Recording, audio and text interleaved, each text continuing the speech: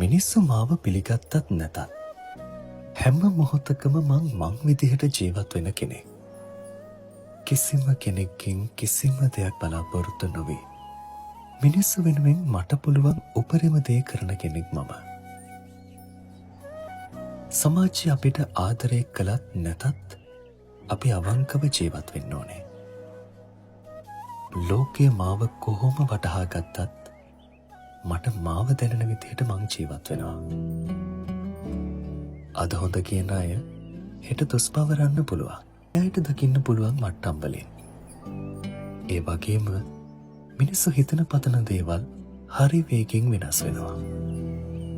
ඉතින් මුළු ලෝකෙම සතුටු කරවන්න තමන්ට අදාළ නොවෙන චරිතයක් ඇතුලේ ජීවත් වෙන්න උත්සාහ කරන්න එපා. තමන්ගේ චරිතය ඇතුලේ තමන් වෙලාම ජීවත් වෙන්න.